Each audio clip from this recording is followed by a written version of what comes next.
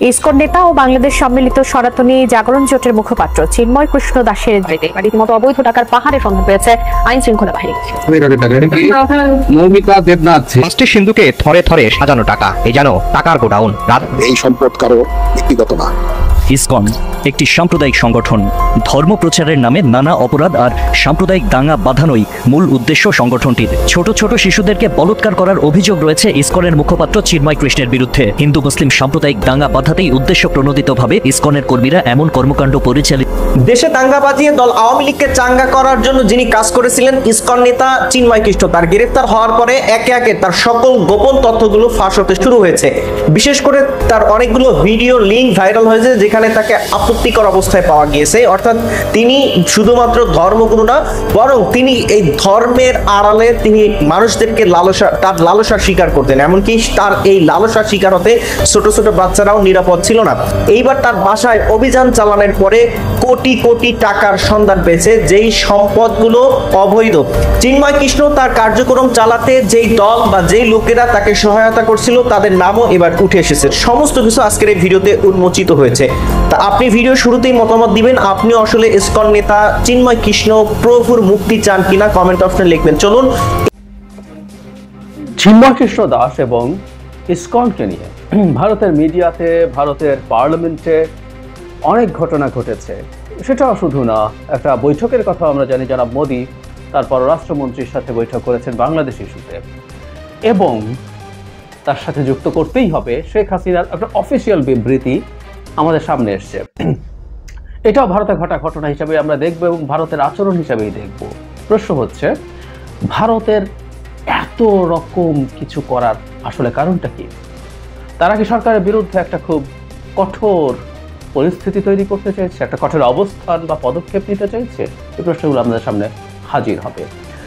ভারতের মিডিয়াতে কি আলাপ হয়েছে, আমি গতকাল সারাদিন ভারতের বিভিন্ন টিভি চ্যানেল, পত্রপত্রিকাগুলোর এখন ইউটিউব আছে যেগুলোতে টক শো হচ্ছে প্রচুর, সেগুলো দেখার চেষ্টা করলাম, পত্রপত্রিকা পড়ার চেষ্টা করলাম। দেখলাম বাংলাদেশময় হয়ে আছে, এবং বাংলাদেশময় মানে হচ্ছে বলাই বাহুল্য এগুলো হিন্দু সম্প্রদায়, ইসকন এবং চিন্ময় প্রভু তাকে নিয়ে। ওই জায়গায় যাওয়ার আগে কি কি বিষয় আলোচনা হয়েছে সেগুলো নিয়ে বলবো। তার আগে শেখ হাসিনার বিবৃতিটা একটু পড়তে চাই, এবং এটা একটা অফিসিয়াল বিবৃতি। তাদের অফিসিয়াল ফেসবুক পেজে বলা হচ্ছে এরকম হেডলাইন, আওয়ামী লীগ সভানেত্রী বঙ্গবন্ধু কন্যা শেখ হাসিনার বিবৃতি। এখানে আইনজীবী হত্যা করা নিয়ে তিনি শাস্তির আহ্বান জানিয়েছেন, এটুকু জানাতেই হয়। কত আইনের শাসন তিনি নিশ্চিত করেছেন আমাদের সব জানা আছে, সব মনে আছে। তারপর তিনি বলছেন, অসাংবিধানিক ক্ষমতা দখলকারী ইউনূস সরকার যদি সন্ত্রাসীদের শাস্তি দিতে ব্যর্থ হয় তাহলে মানবাধিকার লঙ্ঘনের নাকি তারও শাস্তি দেবেন। আচ্ছা, এরপর এর মধ্যে অনেক ব্যর্থতা, দাম কমাতে পারে নাই, শৃঙ্খলা ভালো নাই, ইত্যাদি ইত্যাদি, জীবনের নিরাপত্তা দিতে পারেনি, এগুলো বলেছেন। কিন্তু এরপর সনাতন ধর্মাবলম্বী সম্প্রদায়ের একজন শীর্ষ নেতাকে অন্যায়ভাবে গ্রেফতার করা হয়েছে, অবিলম্বে তাকে মুক্তি দিতে হবে। চট্টগ্রামে মন্দির পুড়িয়ে দেওয়া হয়েছে, ইতিপূর্বে মসজিদ, মাজার, গির্জা, মঠ এবং আহমদিয়া সম্প্রদায়ের ঘরবাড়ি আক্রমণ করে ভাঙচুর ও লুটপাট করে আগুনে পুড়িয়ে দেওয়া হয়েছে। সকল সম্প্রদায়ের মানুষের ধর্মীয় স্বাধীনতা ও জন্মালের নিরাপত্তা নিশ্চিত করতে হবে। তারপর তীব্র আওয়ামী লীগের লোকজনের উপর এটা সেটা হয়েছে বলে তিনি আওয়াজ তুলছেন। এটা হচ্ছে তার অফিসিয়াল বিবৃতি, যেখানে তিনি ইসকনের ওই নেতা, ইসকন মানে বহিষ্কৃত, এটা নিয়েও আবার কনফিউশন আছে। বহিষ্কৃত একটা খেলা হচ্ছে, সেটাও সঠিক কি বেঠিক এটা নিয়েও নানান আলাপ তর্ক আছে। ভারতের মিডিয়ার আলোচনা, এবং ভারতের মিডিয়াতে শেখ হাসিনা যে অফিসিয়াল স্টেটমেন্ট দিয়েছে এই কথাটাও বলা হয়েছে যে তাদের সেই নেতার বিরুদ্ধে শেখ হাসিনা মানে গ্রেফতারের বিরুদ্ধে নিন্দা করে শেখ হাসিনা স্টেটমেন্ট, এটাও ফলাও করে বেশ কয়েকটা জায়গায় আমি বলতে শুনেছি। কি ছিল, বাংলাদেশকে যতভাবে নেগেটিভলি পোর্ট্রে করা যায় সব এলিমেন্ট ওখানে ছিল। ইসকনকে নিষিদ্ধ চাওয়া হচ্ছে, হাসনাত আবদুল্লাহ সমন্বয়কদের একজন, তার বক্তব্য প্রচার করা হচ্ছে। নট অনলি দ্যাট, আমাদের অ্যাটর্নি জেনারেল ইসকনকে নিয়ে কি বলেছেন সেটার আলাপ এসছে, সেটা দেখানোর চেষ্টা করা হচ্ছে, ওগুলো মিথ্যে অভিযোগ বলে বলা হচ্ছে। একটা মিছিলের ছবি বিভিন্ন জায়গায় বিভিন্ন চ্যানেলে দেখানো হয়েছে, যেখানে বলতে শোনা যায় যে একটা দুটো ইসকন ধরে ধরে জবাই কর, এই ধরনের বাক্য ভিডিওটা যেটা দেখিয়েছেন সেখানে এটা শোনা যায়। অনেকগুলো চ্যানেলে এটা শোনানো হয়েছে। এবং আমি ব্যক্তিগতভাবে মনে করি মিছিলের বক্তব্য বা স্লোগানকে খুব গুরুত্ব দিয়ে ধরা যাবে না বলে কেউ কেউ বলছেন, কিন্তু আমি মনে করি মিছিলের বক্তব্যগুলোকে আসলে ধর্তব্যের মধ্যে নেওয়া উচিত এবং মিছিলে সব কিছু বলে ফেলা ঠিকও না, এটা একেবারে শিওর। কারণ আমরা শাহবাগের সেই গণজাগরণ মঞ্চের কথা বলতে পারি, যখন ফাঁসি ফাঁসি ফাঁসি চাই বলা হচ্ছিল স্লোগানে, এটাকে যে স্লোগান হিসেবে দেখা হয়নি, আমরা এটাকে এভাবেই তখন ইন্টারপ্রিট করেছিলাম রাইটলি অনেকেই, যেটা চাপিয়ে দেয় দেশের বিচার ব্যবস্থার বাইরে। যদিও ফাঁসি চাওয়াই যায়, আমরা স্লোগানে এগুলো ব্যবহার করি, কিন্তু এগুলোর ব্যাপারে একটু সতর্ক থাকা দরকার। তো এই ধরনের স্লোগান না হওয়াই উচিত। আর কি হয়েছে? আর হয়েছে জনাব চিন্ময় কৃষ্ণ মহাপ্রভুকে তারা ইসকনের নেতা হিসাবে, ইসকনের মঙ্ক হিসাবে, ইসকনের গুরু হিসাবে মানে সামনে আনতে চাইছেন।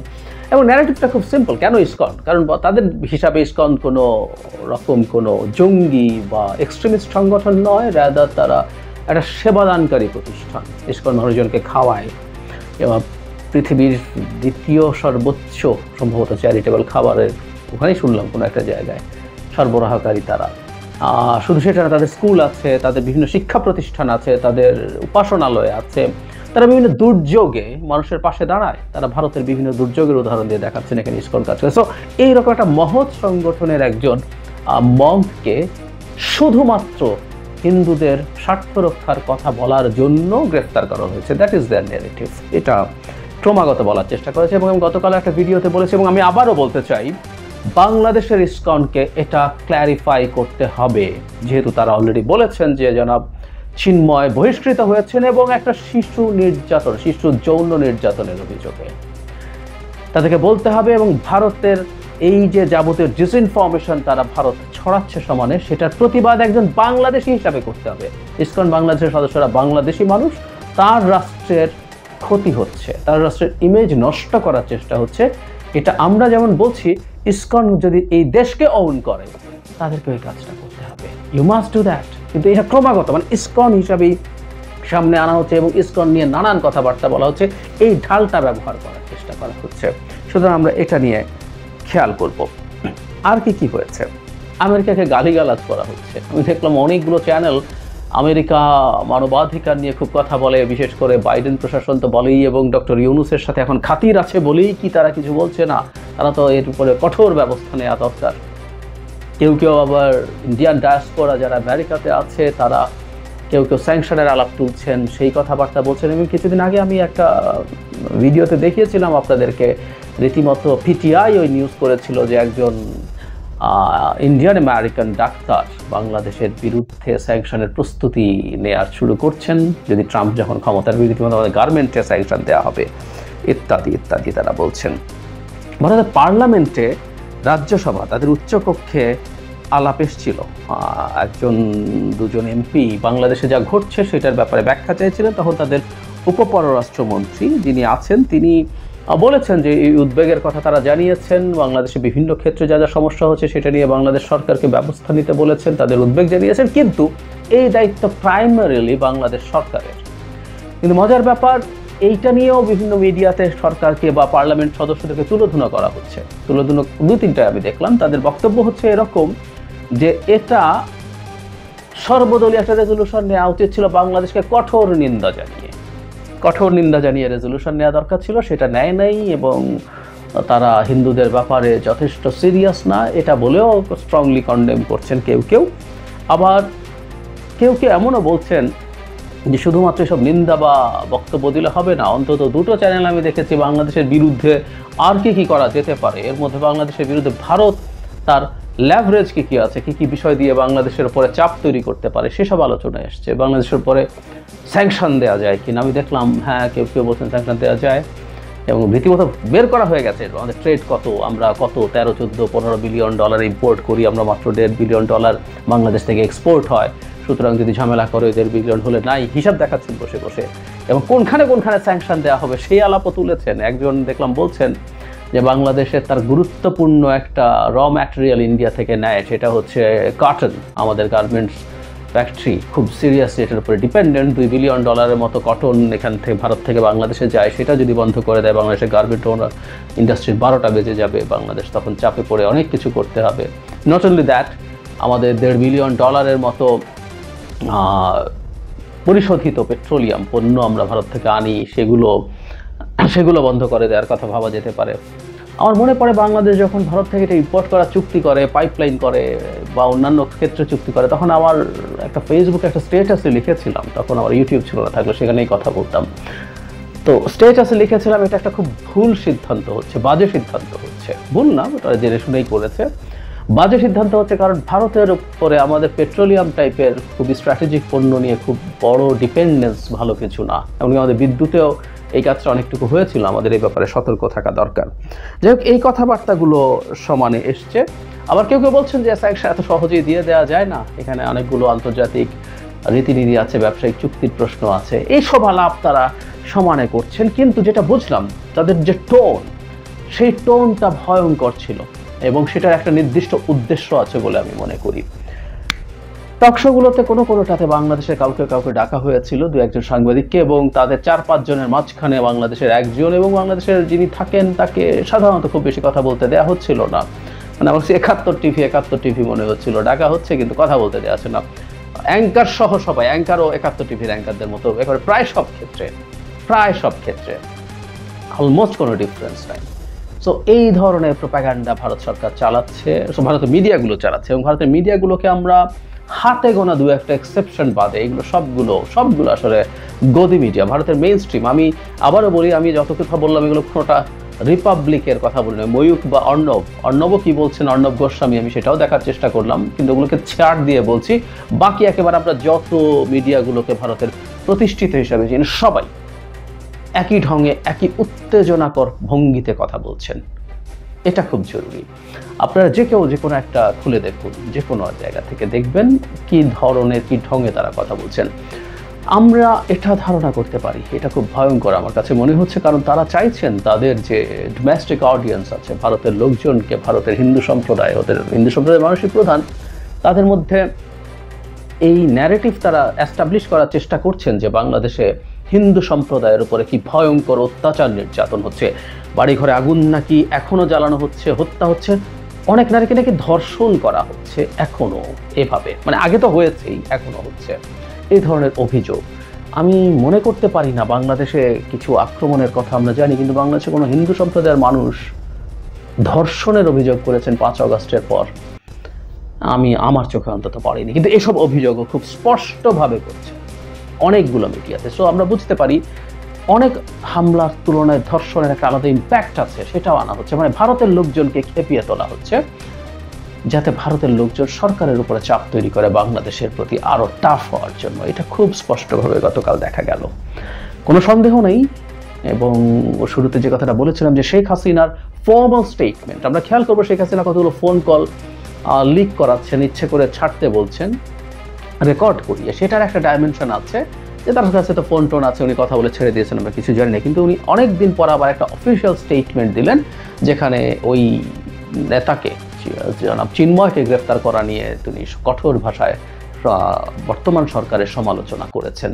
সুতরাং এটাও ভারতের একটা মেসেজ, কারণ ডক্টর ইউনূস খুব স্পষ্টভাবে রিপিটেডলি বলেছেন, আগে পিটিআইকে বলেছেন, পরবর্তীতে আরও মিডিয়া যেমন আল জাজিরার সাথেও বলেছেন, উনি চান না কখনোই শেখ হাসিনা ভারতে থাকতে পারেন, তাকে ডাকার আগ পর্যন্ত কিন্তু তিনি বসে বসে এই ধরনের স্টেটমেন্ট দেবেন এবং বাংলাদেশে অশান্তি সৃষ্টির চেষ্টা করবেন, সেটা পছন্দ করবেন না। কিন্তু শেখ হাসিনা এবার একটা অফিসিয়াল স্টেটমেন্ট দিয়েছে তাদের ভেরিফাইড ফেসবুক পেজে, তার মানে এটা জেনুইনলি একটা অফিসিয়াল স্টেটমেন্ট। এবং ভারতও আসলে ডক্টর ইউনূস ওই কথাটাকে অবাধ্য করে তাকে পাল্টা কিছু দেখানোর জন্য এই কাজটা করেছে। তো এটাকে আমরা ওটার সাথে মিলিয়ে দেখব। সো সার্বিকভাবে ভারতের ভেতরে, ভারতের অভ্যন্তরে একটা ন্যারেটিভ তৈরি করার চেষ্টা করা হচ্ছে, এটা আমাদের সতর্কভাবে দেখা দরকার। এবং এই মুহূর্তে আমরা বিশ্বাস করি, আশা করি আমাদের নিজেদের মধ্যকার ঐক্য, সলিডারিটি থাকা খুব জরুরি। এর মধ্যেই বিএনপি সরকারের সাথে দেখা করেছে, জামায়াত দেখা করেছে, সবাই ঐক্যের কথা বলছে, এবং সরকারের দিক থেকেই আসলে এই চেষ্টাগুলো ক্রমাগত হয়ে যেতে হবে। এটা শুধুমাত্র এই সংকটের সময় না, যে কোনো সময় আমাদের একটা নির্বাচনের মাধ্যমে একটা ট্রু গণতান্ত্রিক সরকার প্রতিষ্ঠিত হওয়ার আগ পর্যন্ত সরকার এবং এই দেশের সব মানুষ, রাজনৈতিক দল, রাজনৈতিক শক্তি, ছাত্ররা সবাই মিলে একটা কম্বাইন্ড ঐক্যের জায়গা তৈরি করবেন, যাতে ভারত চেষ্টা করলে এ ধরনের ষড়যন্ত্র সহজে সফল না হয়। আমাদেরকে খুব অ্যালার্ট থাকতে হবে। আমরা কেউ পাত্তা দেই না, ভারতের তো গদি মিডিয়া, বললে কি আসে যায়, ও বললে কি আসে যায়, এত ছোট করে দেখার কিছু নাই। একটা জায়গায় যখন ক্রমাগত একই প্রোপাগান্ডা চলতে থাকে এবং ভারতের মিডিয়া, মানে গ্লোবাল যেসব মিডিয়া আছে, তারা যদি ভারতের মিডিয়া ফলো করে, তাদের কাছে এই পারসেপশন হওয়া খুব স্বাভাবিক। তার চেয়ে জরুরি কথা, আগেই যেটা বলেছি এটা বলেই শেষ করব, যে তারা অভ্যন্তরীণভাবে যদি ভারতের তীব্র চাপ তৈরি হয়, রাজনৈতিক দলগুলো তো আছেই, বিজেপি পশ্চিমবঙ্গে মিছিল টিছিল করেছে, বিভিন্ন জায়গায় তারা রিপোর্টে, জম্মু কাশ্মীরে হয়েছে, আরও বিভিন্ন জায়গায় হিন্দুদের সাথে সলিডারিটি দেখিয়ে। সো এই চাপ যদি সরকারের উপরে তৈরি হয়, বা সরকার হয়তো বা এই চাপ তৈরি করাতেই চাইছে, তারা বাংলাদেশ সরকারের ওপরে, বাংলাদেশের ওপরে কোনো টাফ সিদ্ধান্ত নেওয়ার প্রেক্ষাপট তৈরি করছে। আমাদের সতর্ক থাকা দরকার এবং আমাদের কমিউনিকেট করা দরকার। তারা যা যা বলছে, আমি আশা করি আমাদের সরকারের প্রধান উপদেষ্টা, প্রেস উইং, বিশেষ করে ডিসইনফরমেশনগুলো ঠিকঠাক মতো ডিবাঙ্ক করবেন। রয়টার্সের ক্ষেত্রে খুব চমৎকারভাবে করেছেন, কিন্তু এই যে চিন্ময় যে আদৌ ইসকনের সদস্য নন, এবং সবচেয়ে জরুরি কথা, তিনি কেন বহিষ্কৃত হয়েছিলেন, একজন শিশু যৌন নির্যাতক, নিপীড়ক বাংলাদেশের হিন্দু সম্প্রদায়ের নেতৃত্ব দিচ্ছেন, এই তথ্যগুলো যথেষ্ট বেশি পরিমাণে ভারতের মিডিয়ার কাছে পৌঁছে দেওয়া, বা এই কমিউনিকেট করার চেষ্টা করা, বা বাংলাদেশ থেকে যারা ওইসব মিডিয়ার সাথে আলোচনায় কানেক্টেড হচ্ছেন, তারা এই ব্যাপারগুলো এনে যতটুকু সম্ভব নিয়ে যাওয়া, এগুলোই আমাদের করার আছে। তারপর আমরা যদি একত্রে থাকি, আশা করি আমাদের উপরে খুব টাফ কিছু তারা করে উঠতে পারবে না।